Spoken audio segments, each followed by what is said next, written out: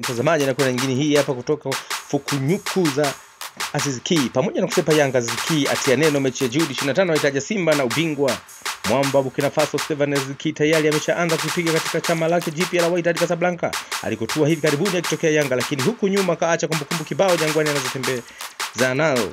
Nyota huyo aliyekuwa mfungaji bora wa ligi kuu bara msimu uliopita alitupia mabao 22, ameondoka nchini akiwa na kumbukumbu nzito kwa mashabiki wa timu hiyo iliyotokea kwa kipenzi chao kutokana na alivyokuwa akilipigania jahazi hili lao. Akiwa nchini Marekani ambako Wydad inashiriki fainali za kombe la dunia la klabu, Aziz Ki amepiga story mwanaspoti akichekelea suluhu iliyopatikana kwa kurejeshwa mchezo wa dabi ya Kariakoo iliyopangwa kupigwa Juni 25 kati ya timu yake na ya zamani Yanga dhidi ya Simba, kisha akatabiri ubingwa. Akizungumza kutoka Marekani, Aziz Ki alisema hatua ya kupatikana mwafaka wa mchezo huo imemfurahisha, akishusha presha kwa timu yake kujiondoa kwenye uwezekano wa kupoteza ubingwa msimu huu.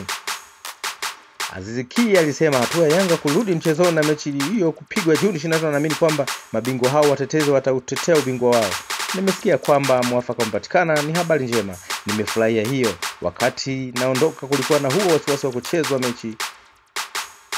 Ilikuwa inanitisha nikiona kama mchezo hautapigwa Yanga ingeweza kupoteza ubingwa, alisema Aziz Ki. Ubingwa ungeweza kwenda Simba, hii isingekuwa nzuri kwangu. Uliona namna msimu huu ulivyokuwa na mambo mengi. Tulikuwa na kuanguka na kuinuka na tulijituma kurudi mchezoni.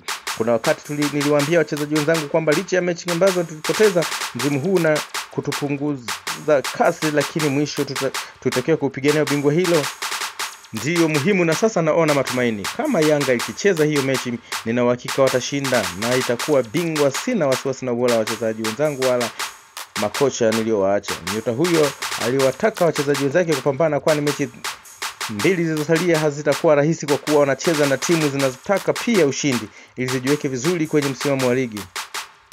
Mchezaji huyo alisema mchezo dhidi ya Simba ambao utakuwa wa mwisho kwenye ligi utakuwa sawa na fainali nyingine kabla ya kucheza ile ya kombe la shirikisho Afrika FA dhidi ya Singida Black Stars, mechi itakayopigwa Juni 28 kwenye uwanja wa New Amaan Complex Unguja, Zanzibar. Mchezo dhidi ya Simba hautakuwa rahisi, utakuwa mgumu, na umeona imekuwa mechi ya mwisho. Kwa hiyo inahitajika kucheza mechi tatu kwa hesabu kubwa, alisema Ki Azizi kabla ya mechi ya jana usiku. Mchezaji huyu alitarajiwa kuwepo uwanjani wakati Wydad ilipokuwa ikivaana na Manchester City ya England katika mechi ya makundi ya fainali za kombe la dunia kwa klabu zilizoendelea nchini Marekani. Naomba usahau kulike, kushare na kusubscribe hapo chini ili wa kwanza kupata taarifa zinapojiri hapa kwetu. Ciao.